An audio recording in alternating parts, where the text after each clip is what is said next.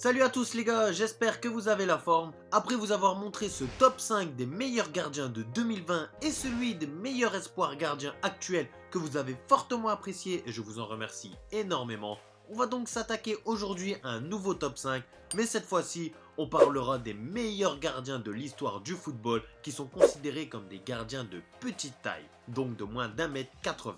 Pour faire ce classement les gars, j'ai pris en compte tous les gardiens qui ont joué de l'année 1900 à aujourd'hui. Bien que le niveau n'était pas le même qu'aujourd'hui, il est difficile d'établir un classement juste avec tant de différences d'années entre ces gardiens.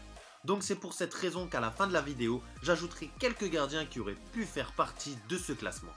Et dernière chose, avant de commencer ce classement, je compte sur vous pour liker cette vidéo et de vous abonner si ce n'est pas encore déjà fait, car je sais que vous êtes encore nombreux à ne pas avoir cliqué sur ce bouton. Jorge Campos.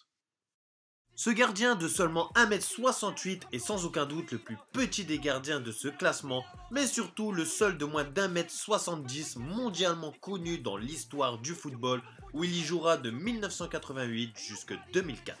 Il s'est démarqué pour son parcours ainsi qu'essentiellement pour sa personnalité tellement atypique. En effet, il démarre sa carrière de footballeur professionnel dans le poste d'attaquant. Oui, attaquant j'ai bien dit. Il inscrit alors plusieurs dizaines de buts pour son premier club des Pumas au Mexique, dont 14 lors de la saison 1989-1990. Et au fur et à mesure des matchs, après avoir marqué plus d'une trentaine de buts, il descend dans la tactique pour finir définitivement dans les cages en 1991, 3 ans après avoir commencé sa carrière professionnelle.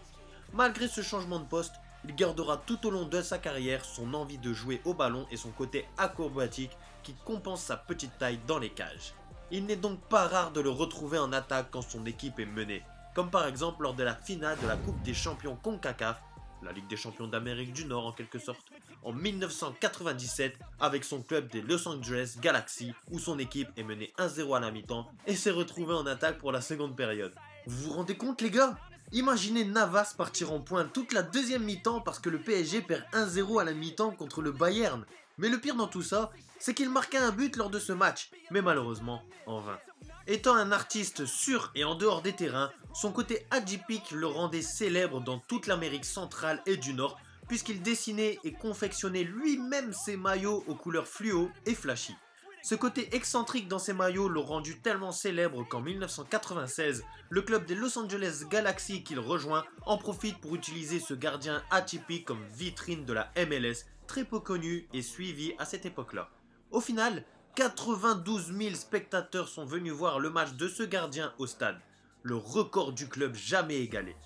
Il raccroche les crampons en 2004 après avoir joué plus de 400 matchs dans le championnat mexicain et américain pour une quarantaine de buts.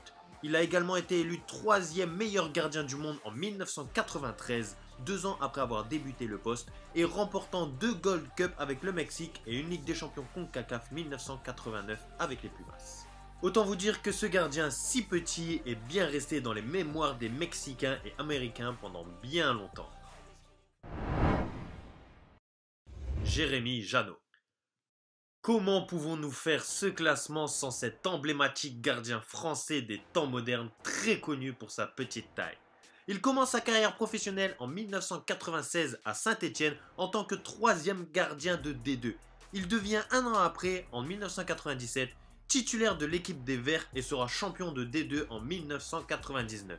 Il joue son premier match de Ligue 1 en 2000 où il y restera dans ce championnat jusqu'à la fin de sa carrière. Au départ, j'étais peut-être pas fait pour jouer en Ligue 1, mais à force de travail, j'y suis arrivé. En plus d'être le seul gardien de Ligue 1 de moins d'1m80 du 21e siècle, il est très réputé pour son excentricité et sa longévité chez les Verts. Sur le terrain, il est transcendé, quoi. C'est quelqu'un qui aime les challenges, il aime les défis, donc il est un peu fou aussi. Il était du genre à taper sur le poteau les 2 pieds décollés, ne cachant pas sa frustration lors du but encaissé dans le derby. Mais surtout pour sa tenue de Spider-Man portée en 2005 face à Istres qui a régalé les supporters stéphanois et lui a valu le surnom de Spider Janot.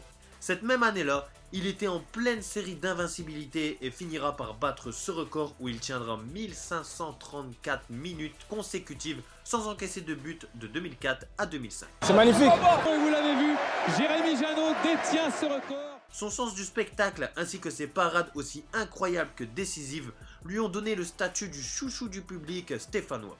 Il finira par perdre sa place de titulaire en 2011-2012 suite à l'arrivée de Stéphane Ruffier à Saint-Etienne. Souvent touché, jamais coulé, n'oubliez jamais ça. Jeannot finit donc sa carrière au Mans avant de raccrocher les crampons une saison après. Nul doute que ce gardien aussi atypique que respectable a laissé une empreinte indélébile dans ce poste du football moderne.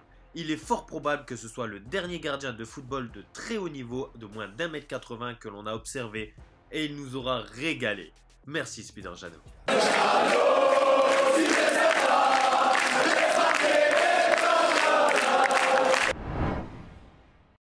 Frank Tišek, Planika. Surnommé le chat de Prague pour sa vivacité et sa détente incroyable qui fait rappeler celle d'un chat, ce gardien tchécoslovaque d'1m72 est sans doute le plus talentueux de ce classement et surtout à son époque. Jouant pour sa ville natale, le Slavia Prague, son amour pour le club est tellement intense qu'il y fera preuve de fidélité en y jouant uniquement pour ce club tout au long de sa carrière de 1923 à 1939. Il remporta plusieurs fois le titre de champion de Tchécoslovaquie, mais son moment de gloire fut lors de la deuxième édition de la Coupe du Monde en 1939, où sa nation accédera en finale de la compétition en grande partie grâce à ce gardien impressionnant. La Tchécoslovaquie perd la finale de la CDM contre l'Italie, mais Planika déclare « Nous avions perdu, mais nous avons été accueillis en héros à notre retour ». Il est également réputé pour sa modestie et son courage en le démontrant à 2 reprises. Il reçoit d'abord un projectile sur la tête lors de la demi-finale de la Coupe Mitropa en 1932, mais refuse de sortir et souhaite continuer le match.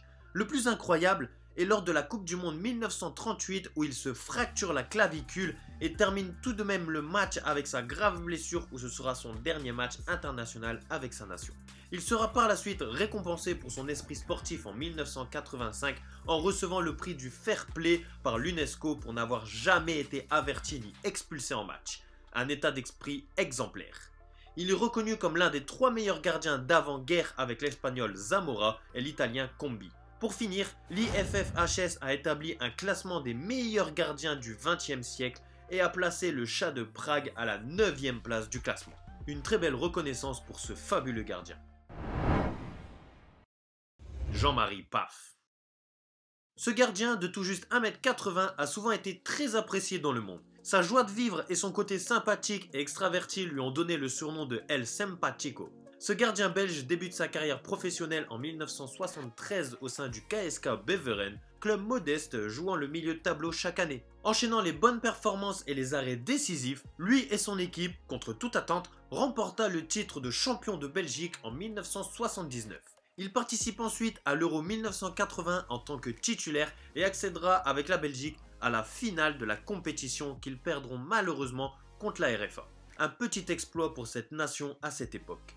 Il resta 9 années au sein du Beveren jusqu'en 1982 où il s'envolera ensuite en Bavière pour signer dans le grand club du Bayern Munich. Mon passage du petit Beveren où j'ai été formé au grand Bayern géant européen reste un de mes meilleurs souvenirs.